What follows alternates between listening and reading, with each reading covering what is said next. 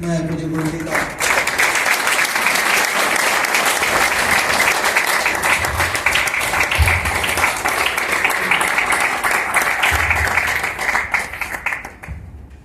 तो हम बिना औपचारिकता के सीधे पूज्य स्वामी जी से वार्ता हो गई थी।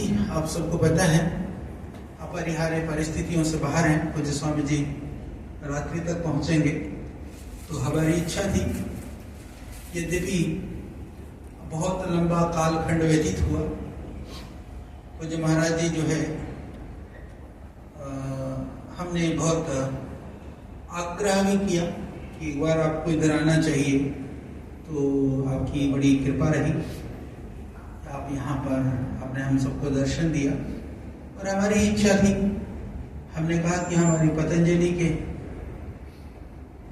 के भविष्य नहीं, पूरे देश के भविष्य, संन्यास परंपरा के हमारे सभी आप आदर्श, सनातन परंपरा के गौरव हमारे सभी सन्यासी, जो हमारे पूज्य सन्यासी हैं, पूज्य साध्वी बहनें हैं,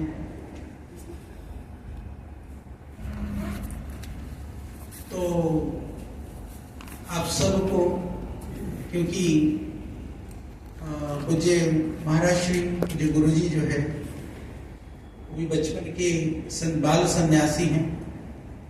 बहुत छोटे थे जब घर से निकले थे। और बड़ी बात यह है कि आप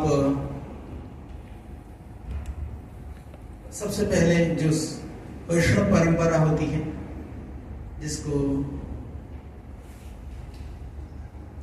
वैष्णव परंपरा में रामानंदीय जो परंपरा होती है, उस परंपरा में आप दीक्षित हुए। उसके बाद में, जबकि जो वैरागी, जो रामानंद संप्रदाय के जो साधु होते हैं, आपने देखा होगा, बड़ी बड़ी जटाएं रखते हैं, अधिकांशतः श्वेत वस्त्रों में होते हैं, कुछ कुछ सन्यास के वस्त्रों में भी होते हैं। और उसके बाद में वो साधना बहुत करते हैं, तप बहुत करते हैं, परंतु विद्या का अभ्यास, प्रायः शास्त्र अभ्यास, विद्याभ्यास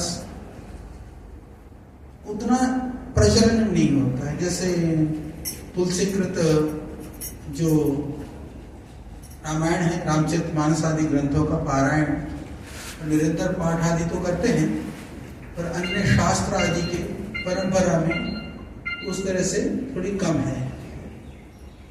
तो पूज्य गुरु जी की एक प्रबल इच्छा रहती थी अध्ययन अध्यापन की, विशेष करके शास्त्र अध्ययन की। तो आप वहाँ से कई स्थानों पर आपने अध्ययन किया, और उस कड़ी में महाराज श्री गुरुकुलों में भी गए।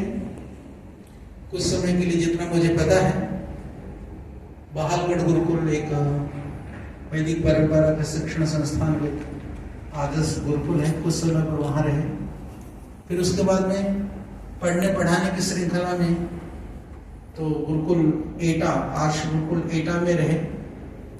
वहाँ पर अपने पढ़ाया भी। और मुझे जहाँ तक याद है, गलती करे तो माफ कर देना, क्योंकि मैंने अभी ना पूछी, मैं 30 साल पहले की बात गिना रहा हूँ। तो आपकी पढ़ाने की शैली बहुत अच्छी थी। उस समय पर भी प्रथमावृत्ति भी पढ़ाते थे, तो आप उसको श्लोकबद्ध करके पद्यों के साथ में और बहुत सरलता के साथ में आप पढ़ाते थे, तो बच्चों के लिए बहुत रुचिकर होता था।